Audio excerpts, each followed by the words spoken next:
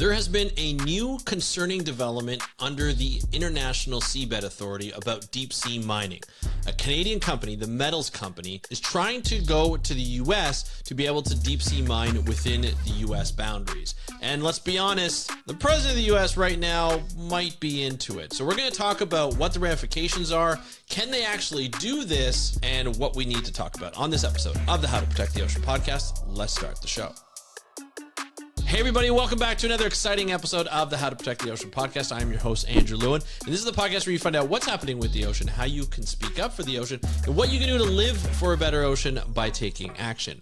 On today's episode, I'm going to tell you a story of a meeting of the International Seabed Authority that meets every year in Kingston, Jamaica to discuss deep sea mining acts. So this is anything that has to do with regulations, anything that has to do with putting out licensing for licenses to go and deep sea mine and explore. This has to do with everything around that. And last year, there were some pretty big things that happened. We had a new Secretary General whose name is Miss Leticia Reyes de Carvalho, who is an actual oceanographer. This was a big thing because the previous Secretary General was a little bit, people weren't happy with him, let's just say. They thought that he was biased towards companies like the metals company, which is a Canadian company, unfortunately, but there's bias towards the metal company, and they wanted to do an election. So Miss Leticia said, hey, you know what? I'm going to run. I'm a scientist. I want to go through this. I want to protect the environment. That is the biggest thing that we have to worry about. But we also have to weigh in the fact that some people want to mine the deep sea so that we can provide metals for batteries, for electric vehicles, and so forth.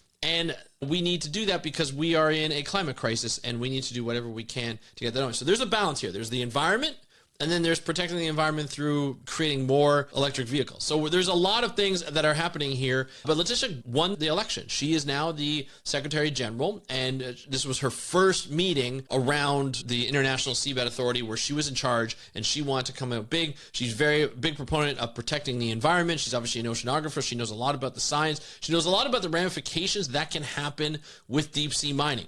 Looking at biodiversity loss, looking at disturbing an area that we don't know much about. Let's be honest, we know more about space than we know about the deep sea, and that is scary. That is really scary. And considering that the deep sea still covers 71% of our planet, we need to make sure that we know a lot about it, which we don't. And so why are we going to disturb the deep when we don't know much about what's happening and we don't know the ramifications and consequences of what can happen if we start disturbing the seabed? Essentially what you're doing is you're mining the seabed.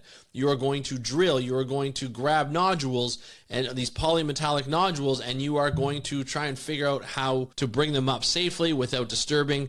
It's a whole mess. Let's be honest, mining, anything extractive is not good for the ocean on a long-term basis. So considering deep sea mining, considering the situation that we're in right now with the climate crisis, some people think it's enough, that we have to worry enough about the climate crisis that we need to do this drastic action to be able to build electric vehicles, like put the metals in of these nodules, build electric vehicles, and make the planet safer. But are we just destroying the planet by trying to save part of the planet that we've already destroyed?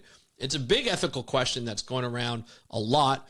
And this meeting was to answer a lot of those questions. Is to say, let's look at the regulatory aspect of this. What people can and cannot do. Let's bring in scientists. Let's bring in nonprofit organizations, conservationists. Let's bring in people who know a lot about mining and extractive mining, especially in the deep, people who know about the deep sea. Let's bring them all in. Let's have discussions. Hopefully we can come to some sort of compromise or resolution, and we need to, worry about that.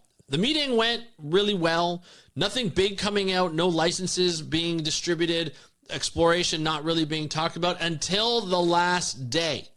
Until the last day, Canadian company, unfortunately, the metals company said, hey, you know what?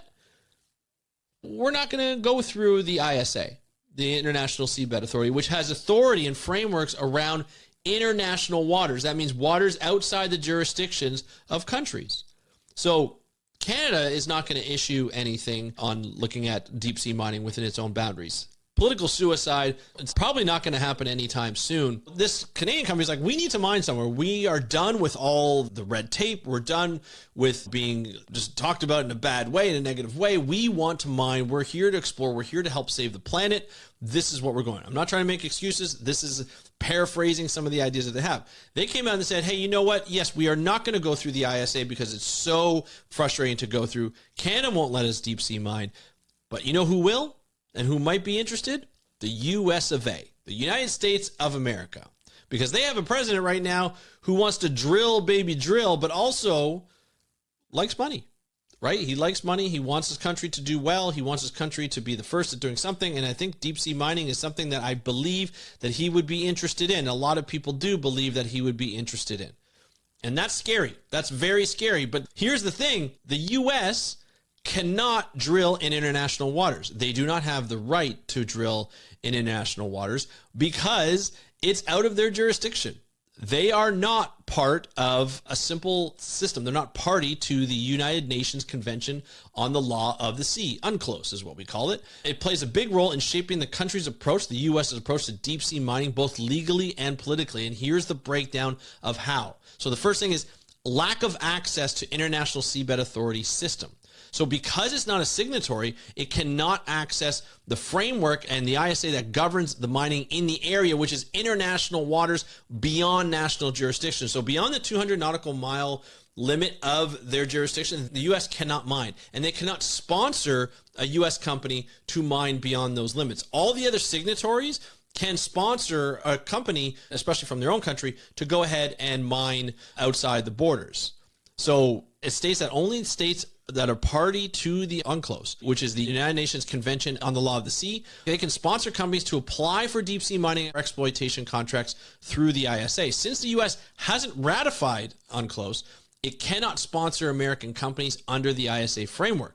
So the result is the U.S.-based companies are excluded from participating directly in the global deep sea mining regime governed by the ISA. So American companies cannot do it. They cannot sponsor American companies to deep sea mine in international waters.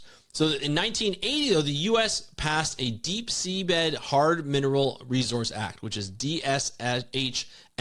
It's too long to repeat that. It's not a good acronym, folks. That sucks, just to be honest. But that regulates U.S. companies' activities on deep seabed outside of the ISA system, so within the jurisdiction. The law allows for unilateral licensing of deep sea mining, assuming the U.S. can assert legal jurisdiction. So that means within their jurisdiction. However, this undermines international consensus and adds legal uncertainty since it's not recognized in UNCLOS parties. So a lot of stuff going on here, a lot of controversy going on here. Essentially, they can only mine within their own country, like they're within their own borders, within their own 200 nautical miles. Now, this also caused like political and diplomatic tension. So the USA's refusal to join UNCLOS has been a point of international criticism, especially when it tries to assert rights like mining claims in international waters. So other countries may view U.S. unilateral claims as illegitimate, provocative, particularly if the U.S. authorizes mining in areas considered part of the common heritage of mankind. So it just can't do that. The legal and operational uncertainty for U.S. companies. So without the backing of UNCLOS or access to ISA contracts, U.S. companies face a gray area in international law. Even if they receive a license from the U.S. government via that DSHMRA, they may lack legal certainty when operating in international waters. This could lead to disputes, blocked operations, or rejection by foreign ports, insurers, and financiers. So the alternative is what they can do is the metals company, though Canadian, is exploring the idea of operating under the U.S. jurisdiction due to the frustration of the ISA process, which we've been through. But without the U.S. being an UNCLOS signatory, they'd be depending on the patchwork of domestic laws like the DSHMRA, the Jones Act, which is what we're going to talk about in a second, and the Outer Continental Shelf Lands Act, which weren't designed for the high seas. This exposes the legal, regulatory, and logistical complications like the Jones Act's compliance issues. So essentially, not joining UNCLOS means they can't legally participate in or influence the ISA framework. U.S. companies lack direct pathways to deep sea mining in the area, which is essentially outside of their jurisdiction in international waters. The U.S. has to rely on its own laws, which don't align with global norms, and this creates significant legal uncertainty and operational risk for deep sea mining efforts connected to the U.S. So a lot of stuff going on here in the U.S. that will complicate things. Now, here's the thing where it really comes into play. The reason why they're shifting to jurisdiction is they plan to seek permission from the U.S., the metals company, rather than International Seabed Authority because they're getting frustrated. They want to mine polymetallic nodules in the Clarion-Clipperton zone. This is notable as the U.S. is not signatory to the UNCLOS, but has domestic laws governing deep sea mining. So here's the laws that are relevant. So the Deep Sea Mining Hard Mineral Resources Act, which we just talked about. This regulates the exploration and exploitation of deep sea minerals. the Outer Continental Shelves Land Act, which extends U.S. laws to the seabed and subsoil of the Outer Continental Shelf, and the Jones Act, it used to be the Merchant Marine Act of 1920, mandates that the cargo transported between two U.S. points must be on vessels built, owned, and operated by U.S. citizens. So the TMC's fleet and Jones Act's compliance. So the Hidden Gem, which is one of the ships owned by All Seas, is a Dutch company. The MV Coco, which is owned by Magellan, based in Guernsey, which is in France, and neither vessel complies with the Jones Act requirements, posing a significant operational challenge to TMC, which is the metals company. The application of the Jones Act to deep sea mining, the act applies if both loading and unloading points are considered in U.S. points. So if you are mining somewhere in the Gulf of Mexico and you end up taking those things, they have to go to the U.S., and that means it has to be a ship that is operated by a U.S. company that are owned by U.S. citizens. The Outer Continental Shelf land extends U.S. jurisdiction to certain seabeds, potentially classifying TMC's mining as U.S. points once operating commences. So that means if it tries to go outside the boundaries of the Gulf of Mexico into Mexico, which is part of their Outer Continental Shelf Lands Act, it's still considered part of the U.S., so it's still 2 U.S. points. So they can't really do that under the Jones Act. So precedents and legal interpretations. So the U.S.-Mexico Western Gap Treaty extends the U.S. jurisdiction over specific high seas areas, indicating that the U.S. can assert jurisdiction over seabed resources beyond its exclusive economic zone, its EEZ. If the U.S. claims jurisdiction over a high seas resource, the Jones Act applies. Again, the vessel operators working that resource, so that means they have to be U.S. So to comply with the Jones Act, TMC would need to use vessels that meet the stringent requirements, which their current fleet does not, because they're not part of the U.S. and they're not owned by the U.S. This regulatory hurdle could complicate TMC's strategy to operate under U.S. jurisdiction and may require significant adjustments to their operational plans. I want to make this clear. This does not mean that TMC cannot operate in U.S. jurisdictional waters. It just means that they have to change the way they are proposing to do this work, because they'd have to follow the Jones Act. They'd have to follow the Outer Continental Shelf Act. These are very important. And to be honest, the president of the U.S., Donald Trump, wants everything owned by the U.S., wants everything done by the U.S. He's very much on an American first type of movement. And to be honest, I don't blame him in this situation. If you're going to be mining minerals like these polymetallic nodules out of your own jurisdiction, you'd want it to be the U.S. You want the money to go to the U.S. company, not a Canadian company. So I just feel like there's a bit of panic here, because obviously the president of the United States would like to probably go, like I'm assuming he's going to want to extract some of these nodules and then put them in. Look, you got Elon Musk, who's his right-hand man at this time, and he's got vested interest in bringing Tesla and making more Teslas and making more electric vehicles for the public to buy. Even though their stock is not great right now, people are still wanting to buy electric vehicles. People are still buying Teslas, I'm assuming. It's just not as many, and the stock has fallen quite a bit. However, he's got this kind of like want to be able to say, hey, you know what? I want to have more metals to make batteries, which I can make more electric vehicles, which would up production, and we can get more cars within. It's an American company, get more cars within North America, within around the world, and to be able to sell more cars if people will buy them. I don't know if that's going to happen, but that's what probably they have a vested interest in doing this because of Tesla, because of Elon Musk's relationship with Donald Trump, as well as the current regime in the U.S. or the current administration.